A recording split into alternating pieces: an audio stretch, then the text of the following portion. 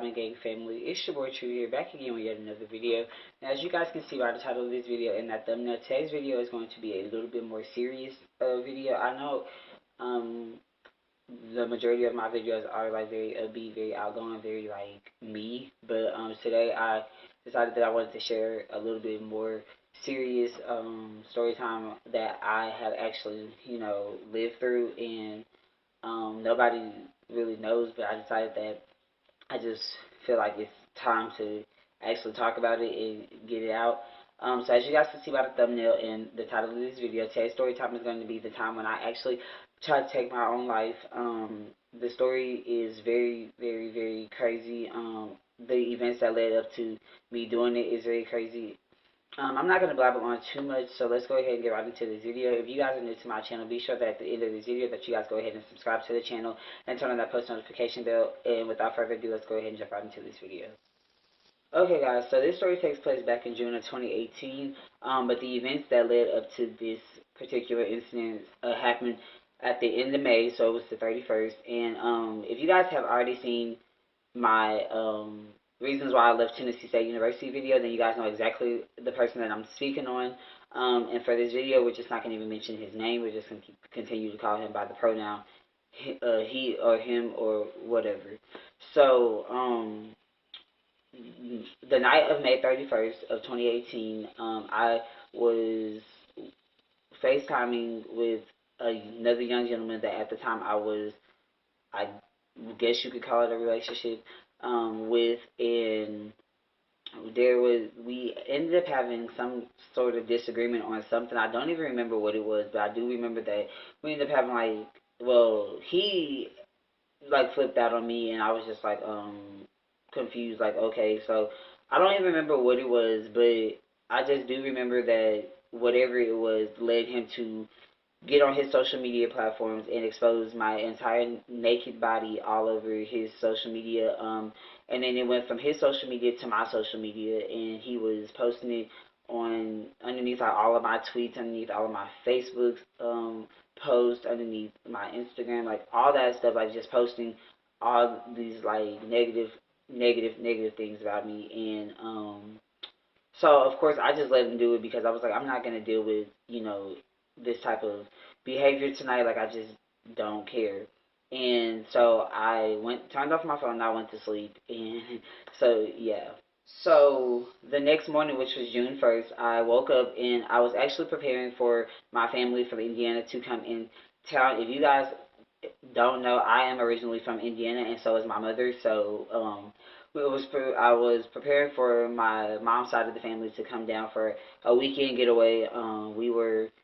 We had planned to go to a little water park and just just have fun with the family and all that stuff.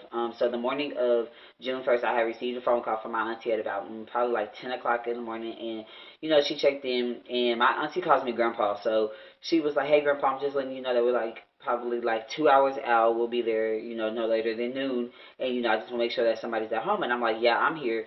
So she was like, "Okay, well, I'll see you, when we get there." And I was like, "Okay, great." So I hung up the phone with her, and as soon as I hung up the phone with her, of course he calls my phone, and so I decided that I was just gonna have a cordial conversation. I was gonna try to put everything behind me, put everything that happened between the two of us the night prior, behind us, and just try to have a good conversation. Well, unfortunately, that was not what he had planned. So he calls my phone, and I answer, and the first thing that he says is, "You want to continue to play the games that we was playing last night? Cause I'm ready. I'm ready. I'm ready." Yo, that is behind us. Why are we continuing to bring something that has already, you've already done? There's no taking that back. Why are we trying to bring it back to the forefront? And of course, he took that as, oh, I was trying to be funny, I was being smart, and all this, that, and the third. So he hung up the phone and blocked blocked me on everything. So at that point, I knew exactly what was going on. So yeah. So after he had blocked me for about an hour and had started his exposing process, there was over at least 185 different numbers calling my phone from private. There was people threatening me in my text messages, on my social media, just like all types of things. I had death threats between me and my family. It was threats to say that somebody was going to come and assassinate my niece, all types of things. And I was just like, what the heck? Like, oh my gosh. So, like, of course, I'm just sitting there, like, in disbelief that a person can be going this crazy over nothing, literally. So, I tried to just ignore that. So, probably about 10 minutes after all that happened, he calls back, and of course, like, I don't even know why I answered, but anyways, I answered, and, he had like somebody like another voices on the phone, and I don't even like I seriously to this day don't even know who else is on the phone, but like he was just like, I got somebody on the phone about to tell me your location. They finna pull up. do this, that, and the third. And I was just like, okay. So I flipped out, and I was like, I was like, I'm not gonna take this anymore. I was like, in my mind, the only thing that I was thinking was, how do I get rid of a person like this? And I didn't know what to do. So I kind of just like sat in the bathroom for a little bit, and yeah. So I was in the bathroom, and I was in my mom's bedroom actually, in her bathroom, and over on the right side of her bathroom is where we keep like all of our like pain medicine, everything, over the counter, of course, because nobody has prescribed medication. And so there were like a little bottle of allergy pills that was like sticking out of the drawer, and um I like looked in the drawer and I picked them up and I shook the bottle, and when I heard that there was something in the bottle, it clicked in my head, and I was like, take your life, like, do it. This is the only way you're gonna this is the only way that you're possibly gonna get away from him. Like, if you're not here, he can't continue to do what he's doing. So like that's all, like at that point that there was no like angel on my shoulder. It was literally just the devil telling me like, do it, do it, do it. And so I was like, you know what? I'm gonna do it.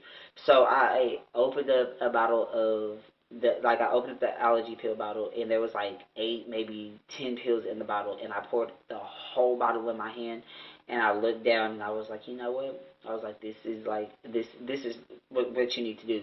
So I tilted my head back, dropped them in like they were Skittles, took some water, and called it a day. So yeah.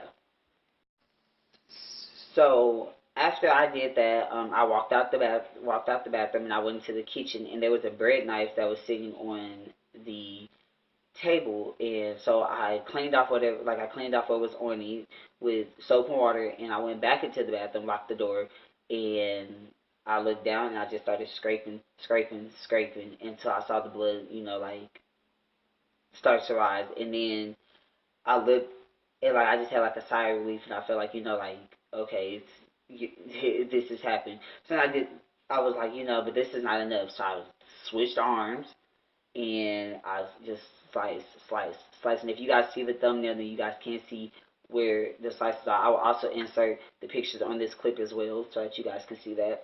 But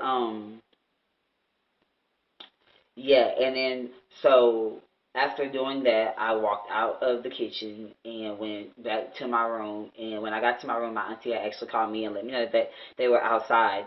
So I tried to just muster everything up that like I had just done, and I went outside to greet everybody and came back on in the house and called it a day. So yeah. So fast forward into later on in the day, it was probably about I'll say maybe 3 o'clock, 4, and I had started feeling like real like loopy, like I like everything around me was like moving like really slow, like I was like moving, but it felt like I was like at a standstill, and then like my speech started getting like really slurred, and my auntie started noticing like she was like just noticing that I wasn't like my self, is she kept asking me like, hey grandpa, are you okay? And I'm like, yeah, I'm fine, like I'm okay. Maybe then I was just thinking like maybe it was because like I hadn't really went to sleep that night, so I was just thinking like maybe my energy was like low, but you know, I hadn't put two and two together to think that, oh my God, maybe you're having side effects of an overdose. And so I just kept telling her, yeah, I'm fine, I'm fine, I'm fine. So probably about 5 o'clock that that evening, we had ordered pizza, and my cousin had ordered, you know, for pickup because we had to go pick up some other stuff because we were having a barbecue that next day, which was Sunday. And so, no, I'm sorry, which was Saturday. And so, like, I, you know, of course went with them because, of course, they're not from here, so they, you know, don't know where anything is. So I just kind of like went along with them. And so while I was in the car, I started, like, the heat and everything was like making me like I was like seeing things, and like I was hallucinating and things of that nature. And I was just like, okay, something's seriously wrong. So I had went on over to the National Suicide Prevention Hotline, and you know, I talked to somebody via the internet because I didn't want to talk to anybody like on the phone because I didn't want anybody to hear that, you know, I had did what I did. So I was talking to someone, and yeah. So as I was talking to the consultant that they had connected me to, she was asking me like all types of questions and things of that nature, and I just felt like, you know, something. I was just like, yeah, this is not something that I want to be talking about right now. Like, you know, I did it. I just want to forget. Like, just like, you know what, Tyson, like you did it. Just forget it. So I disconnected from the from the hotline, and I just like, you know, was like, okay, like maybe it's not real, so nobody's gonna know that I did this. So we go back home, and at this time it's about maybe 6:45, 7 o'clock, and my little brother was coming down the hallway from his room, and he looked at the door, and he noticed that there was like police officers in the ambulance, and like all types of stuff. Like all types of people were outside, and he was like, "What's going on outside?" And I was like, "Huh?" And he was like, "Well, they're in front of our house." And I was like, "Wait."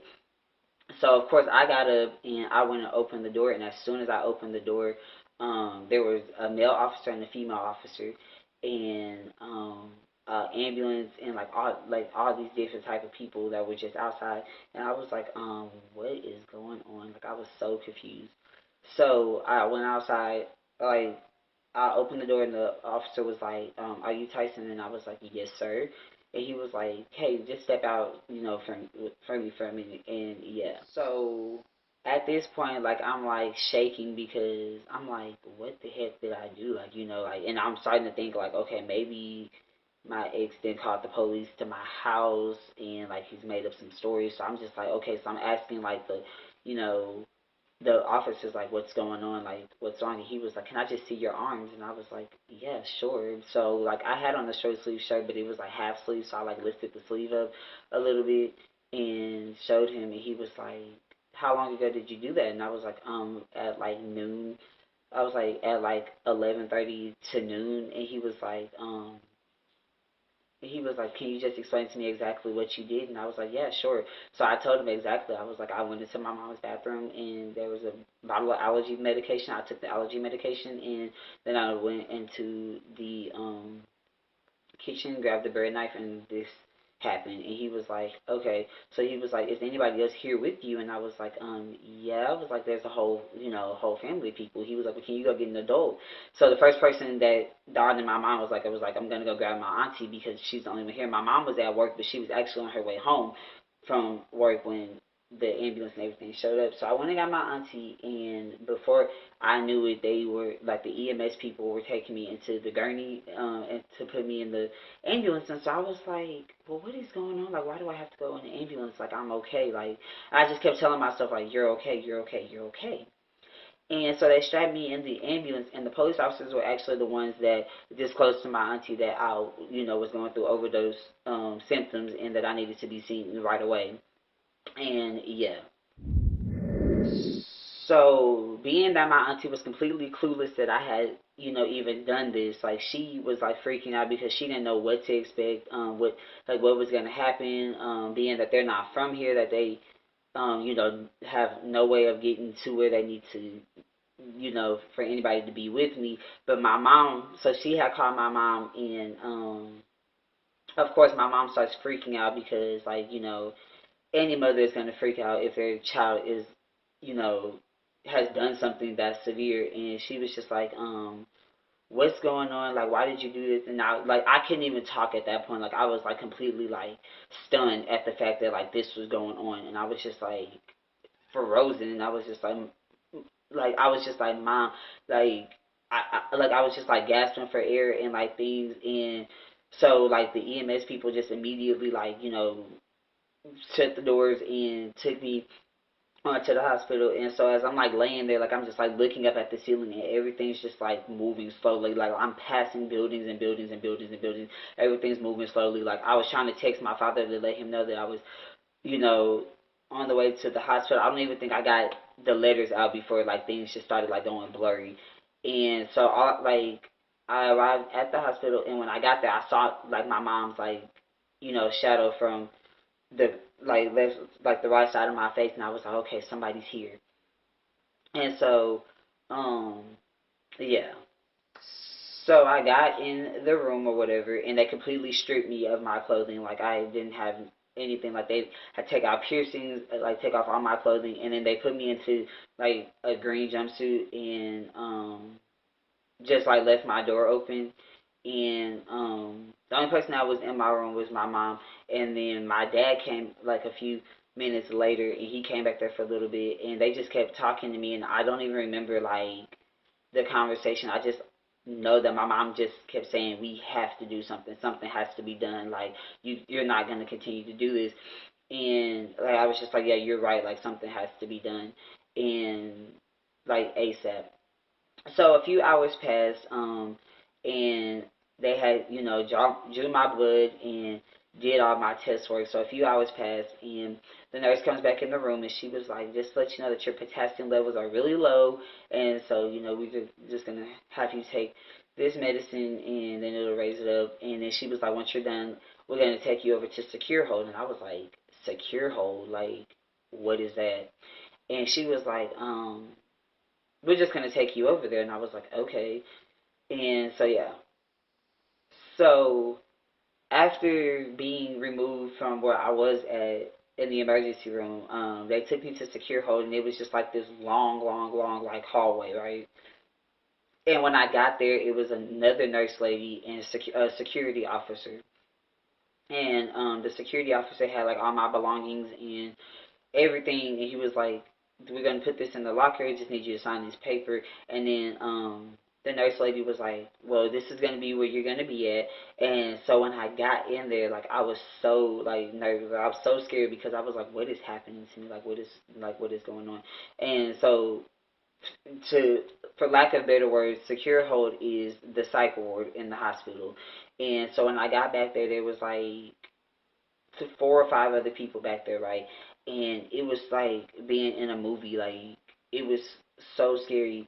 And like all that's in your room is just a bed and a TV, and that's it. There's no windows. There's no toilet. There's no nothing. Okay. Um, and I was just literally sitting in there so freaked out. So I just started talking to myself, and I was just telling myself, like, Tyson, like, something has got to give. Like, this is not fair to you. Like, you don't need to be with a person like this. Like, just let it go. Um, you have so much to live for, and for you to just have done something like this over somebody that is not going to mean anything to you in the next 5 years, like, just let it go. And so I just like once I did that, like I just started bawling to myself, and I was just like, like I just started crying. I was just like, I really just put my life in danger over a boy, like for like some like really like somebody that literally obviously has nothing better to do with their life than to harass mine. So why would I give them the benefit of the doubt? And yeah. So about an hour or two, we hit midnight, and somebody comes back to the. Well, no, yeah, it was about maybe 12:30, going into 1 o'clock, and somebody comes back and was actually talking to me, and she was like, your mom's out there, and she's really worried, and I was like, you know my mom, and she was like, yeah, we. She was like, yeah, I know your mom, and I was like, oh, okay, so this makes things a lot easier. So then, like once I started opening up to the secure hold lady that came to talk to me, then she was like, we're just going to put you on a crisis plan, and you know, we're gonna let you go home. And I was just like, oh my God, thank you so much, because like I did not want to stay there, because no, I just couldn't stay there.